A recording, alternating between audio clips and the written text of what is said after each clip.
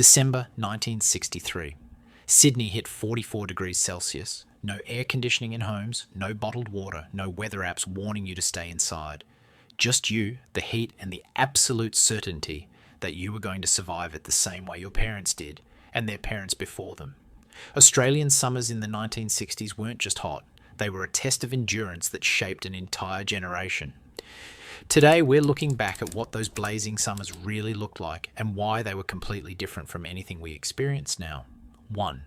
Sleeping on the veranda or in the backyard. When the temperature inside your house hit 35 degrees and stayed there all night, you didn't suffer through it. You moved outside. Every family had their summer sleeping routine.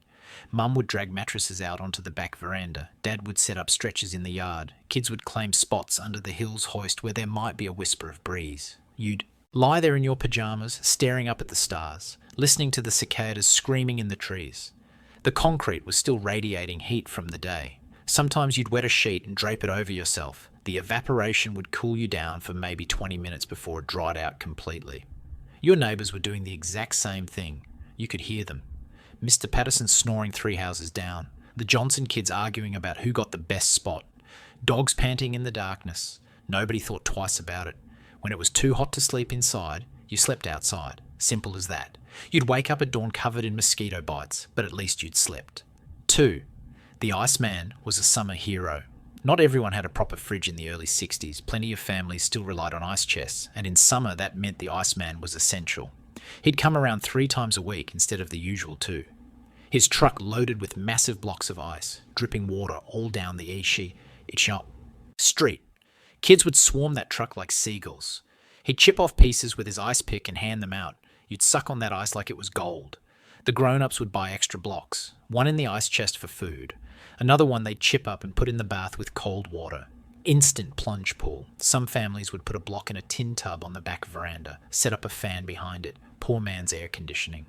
3. Every house had canvas water bags. You wanted cold water in summer? You used a canvas water bag, and they were hanging off every veranda post in Australia.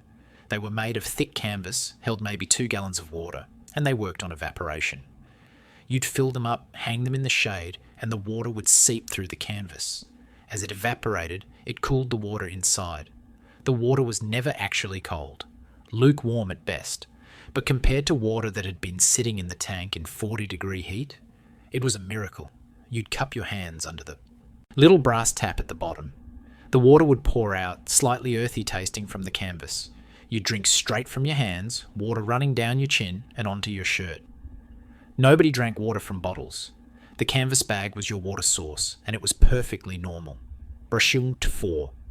The public pool was absolutely packed. Summer holidays meant the local pool, and it was chaos. Beautiful, crowded, chlorinated chaos. The pool would open at 8 in the morning, and there'd already be a queue. By 10 o'clock, you couldn't see the bottom of the pool for all the bodies. Kids everywhere screaming, bombing, doing handstands. The whole pool churning with activity.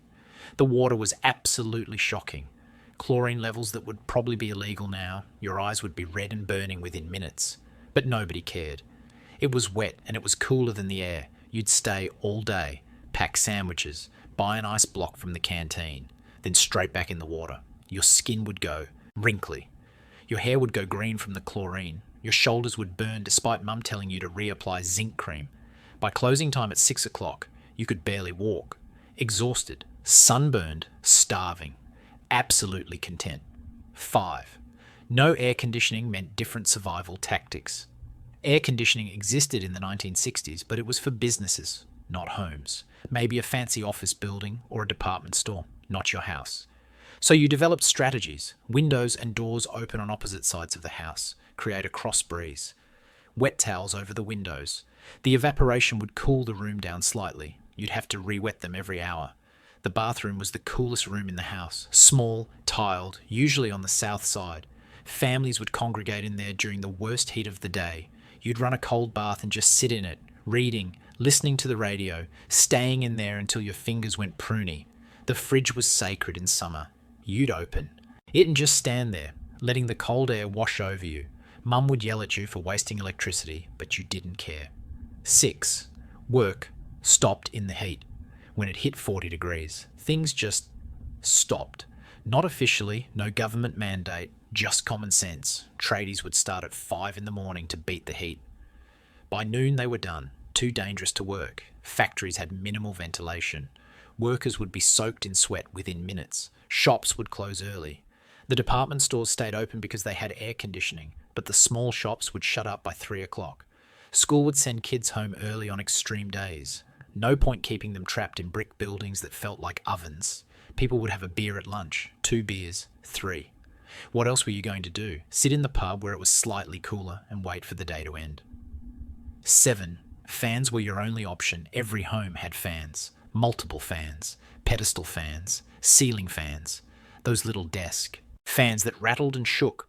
You'd position them strategically. One fan pulling air in through the window, another pushing it out the other side, create a wind tunnel through your house. The noise was constant, that low hum mixed with the rhythmic clicking when the fan oscillated. Ceiling fans were expensive but worth it. You'd lie in bed watching it spin, mesmerised. The pedestal fans had metal blades, not plastic like today. If you stuck your finger in there, you'd know about it. You'd put a bowl of ice in front of the fan. The air would blow across it and feel slightly cooler. Slightly, barely noticeable. But you'd convince yourself it helped. 8. Clothing was minimal and practical. In summer, you wore as little as legally and socially acceptable. Men walked around in shorts and nothing else. No shirt, just shorts and thongs. Women wore light cotton dresses, sleeveless, short, anything to stay cool. Kids basically lived in their bathers. You'd put them on in the morning and wear them all day, under the sprinkler, at the pool, in and out of the bath. No point changing. School uniforms were torture. Long grey pants, long-sleeve shirts, ties, wool blazers for assembly. Kids would be red-faced and miserable by mid-morning. Thongs were your footwear, always. You'd burn your feet on the hot pavement, but you dealt with it. The asphalt would literally bubble in the heat. You'd have to run from patch of shade to patch of shade. 9. Concrete and asphalt were torture cities, were concrete jungles in the worst way. No trees, no shade, just endless heat-absorbing surfaces. The roads would get so hot you could fry an egg on them. People actually did it as a novelty. The asphalt would go soft and sticky. Your car would be unbearable. Vinyl seats that would burn the back of your legs. Metal seatbelt buckles that would brand you if you touched them. Steering wheels too hot to hold. No air conditioning in cars either. You'd drive with all the windows down, hot wind blasting. Your face. Playgrounds were worse. Metal slides in full sun. Touch them and you'd get burned. Swings with metal chains. Monkey bars that could sear your palms. Kids still played on them though. You'd wait until late afternoon when things cooled off slightly. 10. Water restrictions were constant. Summer meant water restrictions. Every single summer, the dams would drop, the government would panic, restrictions would start. You couldn't water your garden except on certain days. Even numbered houses on Tuesdays and Saturdays, odd numbers on Wednesdays and Sundays. Washing your car with a hose, forget it. Bucket and sponge only. Showers were limited, 3 minutes maximum. Mum would time you. Standing outside the bathroom with a stopwatch. You'd wash dishes in a sink of water, not under running water. Save it all. Reuse it on the garden if you could. The lawn would die, gardens would brown off. Nobody complained. Everyone was in the same boat. 11. Summer storms brought relief and chaos. Summer storms in the 60s were events. Massive, violent, spectacular. You'd feel it building all day. The air getting heavier, the pressure dropping. Everyone watching the horizon for clouds. Then it would hit. The temperature would drop 10 degrees in minutes. The wind would roar in. Lightning would crack across the sky. Rain like you wouldn't believe. Bucketing down, bouncing off the streets. The gutters would overflow instantly. Kids would run outside in their bathers, dancing in the rain, getting absolutely drenched. Pure joy. The storm would last maybe an hour. Then it would pass, leaving everything steaming and wet and slightly cooler. The aftermath was chaos. Branches down, flooded streets, power lines knocked out. But nobody minded. The heat had broken. 12. Corner shops were cooling stations. The corner shop in summer was a sanctuary, a refuge, a place to escape the heat. They had fans, usually a small fridge, sometimes even an air conditioning unit if the owner was doing. Well, kids would go there and not buy anything, just stand around in the cool air. The owner would tolerate it for a bit, then shoo you out. You'd buy an ice block, Sunny Boy, Rainbow, lemonade, sixpence. You'd stand under the shop awning eating it, trying to make it last. The owner knew everyone. knew your family, knew your order before you asked. Mum would send you down for bread or milk or the paper, but really, she was giving you an excuse to get out of the hothouse. A little break.